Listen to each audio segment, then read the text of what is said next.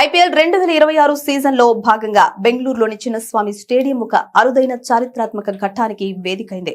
Royal challengers Bengaluru, Chennai super kings మధ్య జరిగిన ఈ పోరులో team India veteran pacer Bhuvneshwar Kumar సరికొత్త చరిత్ర సృష్టించాడు.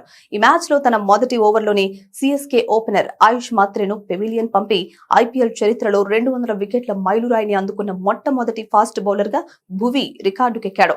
గతంలో లెగ్ స్పిన్నర్ యుజ్వేంద్ర చహల్ మాత్రమే 200 వికెట్ల క్లబ్ లో చేరగా ఇప్పుడు భువనేశ్వర్ ఆ ఘనత సాధించిన రెండో బౌలర్ గా నిలిచాడు. ప్రస్తుతం చహల్ 224 వికెట్లతో అగ్రస్థానంలో ఉండగా భువి తన స్వింగ్ మాయాజాలంతో పేస్ విభాగంలో ఎవరికి అందనంత ఎత్తులో నిలిచాడు.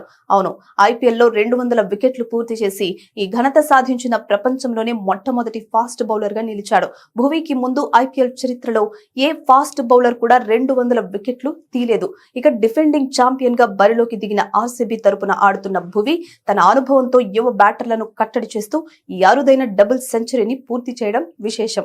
మరోవైపు ఈ మ్యాచ్ లో ఆర్సీబీ బ్యాటర్లు పరుగుల సునామీ సృష్టించారు. టాస్ ఓడి మొదట బ్యాటింగ్ కు దిగిన బెంగళూరు జట్టు నిర్ణీత 20 ఓవర్లలో కేవలం 3 వికెట్లు మాత్రమే కోల్పోయి 250 పరుగుల భారీ స్కోర్ సాధించింది. ఐపీఎల్ 2026 సీజన్ లో నమోదైన మొదటి 250+ స్కోరు ఇదే కావడం గమనార్హం.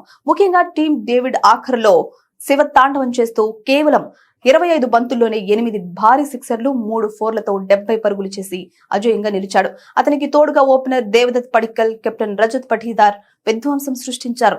భువనేశ్వర్ కుమార్ రికార్డు బౌలింగ్, బ్యాటర్ల వీర విహారంతో ఈ మ్యాచ్ అభిమానులకు కనువిందు చేసింది.